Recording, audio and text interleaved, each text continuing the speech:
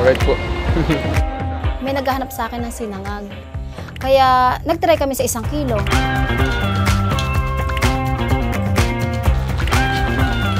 Kami nalulugi para kami pinanghihinaan din ng loob kasi konti na nga lang siya, hindi pa nauubos.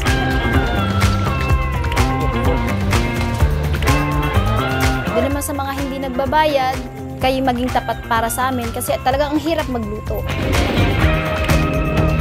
Kain tayo dito, masarap dito. Quality naman daw yung pagkain. Kanin pa lang, ulam na.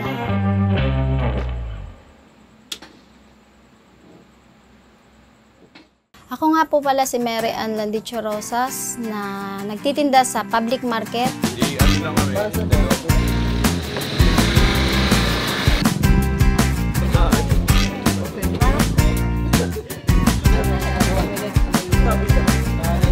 Ang pangalan ng aming kainan ay, kung tawagin ay Kainan sa A. At nagsisimula kaming magtinda tuwing alas 12 ng gabi hanggang 4 o'clock ng madaling araw.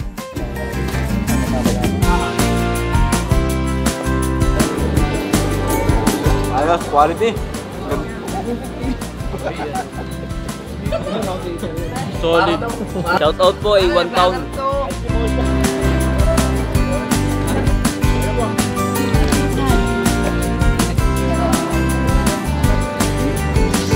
Sa mga halagang 30 pesos, 50, sulit na.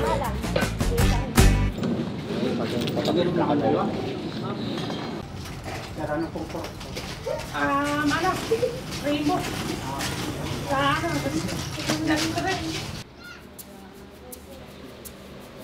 Nagsimula kami noong 2017 na nagsimula lang kami sa 1 kilong habhab at saka palamig. Napatigil kami na magtinda nung mag-lockdown.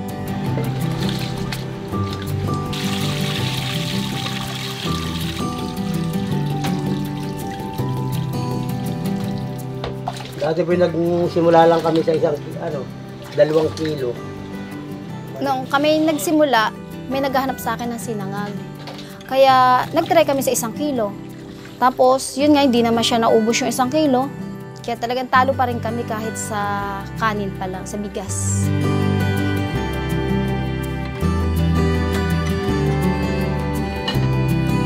Pagka kami nalulugi, para kami pinanghihinaan din ng loob kasi konti na nga lang siya, hindi pa nauubos. Nakakapanghina, pero nagtiyaga pa rin kami.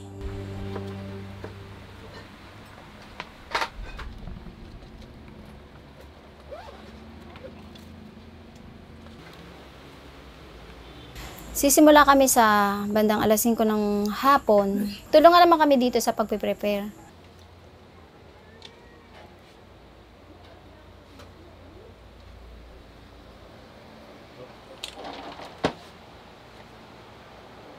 Nagsasabaw ba ng kape? Oo. Yung asawa ko, siya sa kanyang pagluluto ng sinaing. Ako naman, ako magagayat ng mga gulay, yung mga hotdog. Buong pamilya kami na nagpe-prepare ng paninda namin.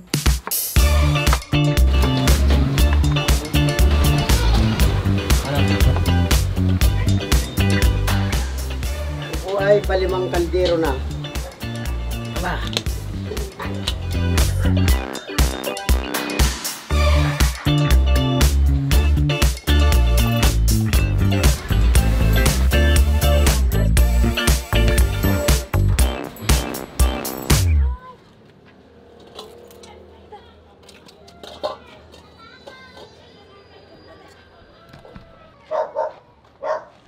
Ayaw, baka ma-spike ako. Mabait naman po. Mabait po yan.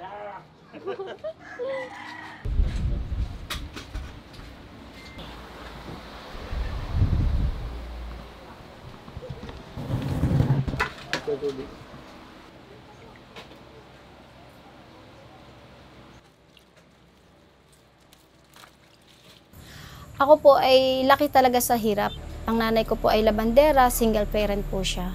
Ako po ang panganay sa aming magkakapatid. 3rd year high school lang ang inabot ko talaga.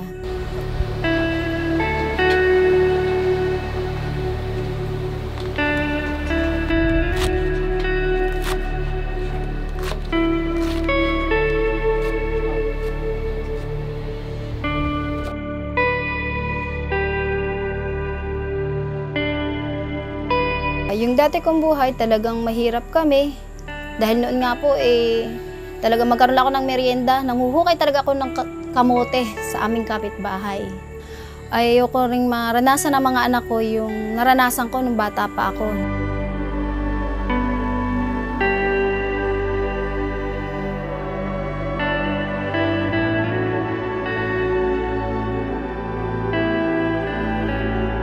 Kaya ito na ang ginawa kong negosyo. Nakita ko kasi malaki na yung itutulong niya sa amin.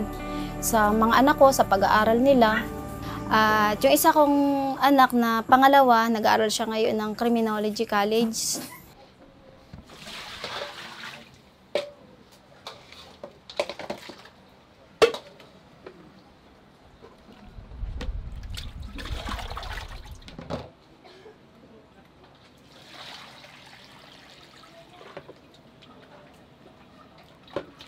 Ilalaga para pag prito ay walang dugo.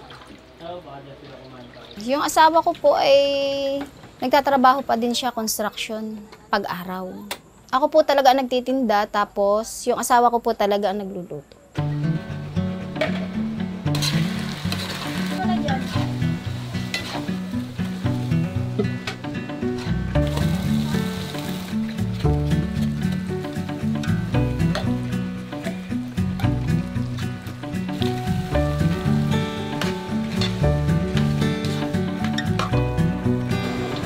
Pupulitin mo doon.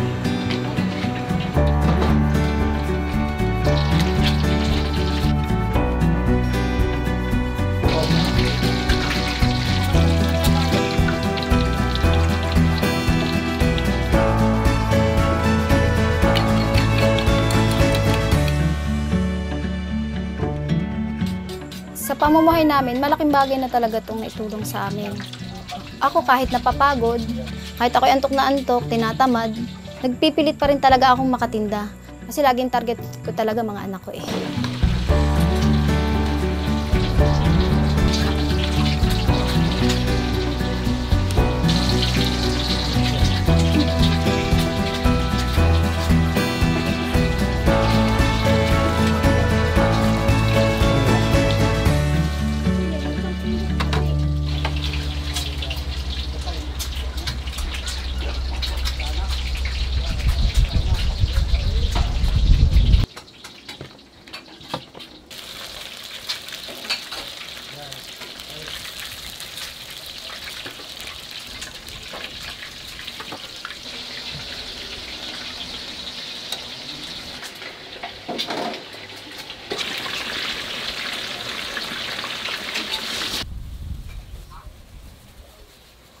Dati kami ay hindi pa maubos yung 1 kilong bigas. Pero sa kalaunan, sa panahon ngayon, ay nakaka 20 or 22 kilos na kami na bigas na napapaubos namin sa looban lang ng mula 12 hanggang 4.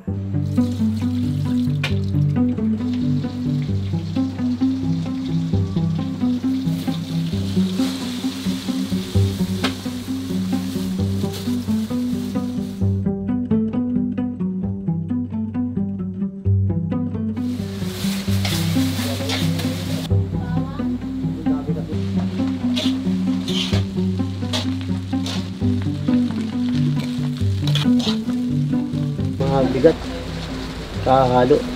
Ay, talaga po napakahirap ngali sa braso. Ginagawa namin ito para sa aming pamilya.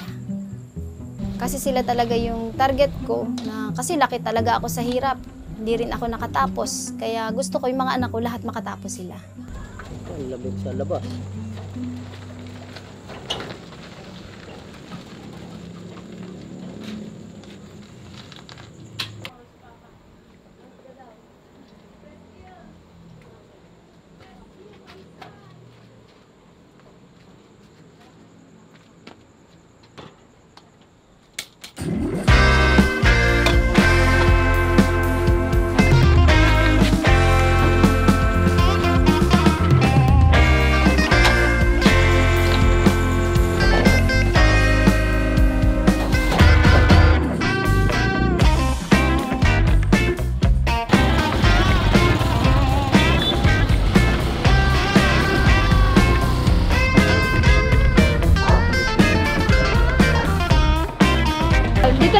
nagpwesto kasi nga po, mas maganda rin naman po ang pwesto namin dito. Mas malakas dito. Ang katulong ko dito sa pagtitinda, yung anak kong nag-aaral ng college. Siya ang kasama ko sa pagtitinda. Tapos nihatid lang kami ng asawa ko doon. Tapos kami na ang bahalang mag-ina. Ganito na. Sumula ka na. Para kasha. Sulit po dito talaga. Yung mga lasing, dito po talaga ang diretso. Pag napapasama tayo sa inuman, ito lagi ang pwesto natin pagkatapos ng masasayang nangyari sa buong gabi. Sulit, mabubusog ka. Bigil na bigil, ayan oh. Ayos. Solid. Solid, sir.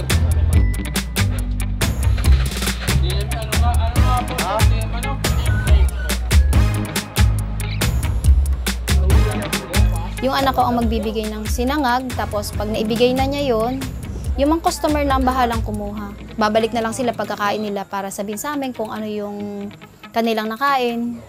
Kukompute na lang namin. Pinanggalan lang tayo.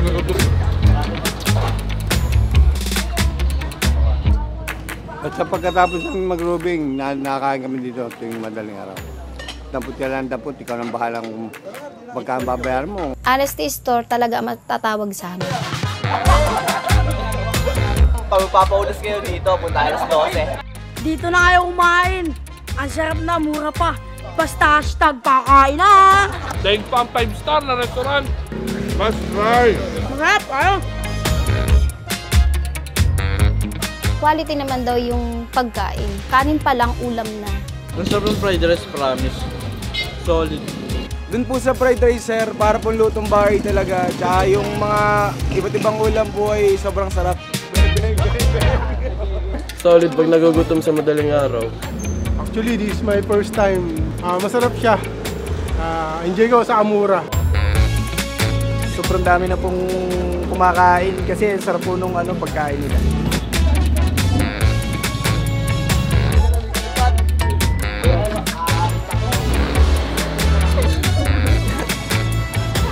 Halika na. Tara na, sa Lucena.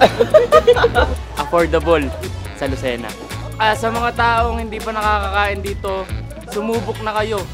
Masarap po kasi yung mga ulam eh.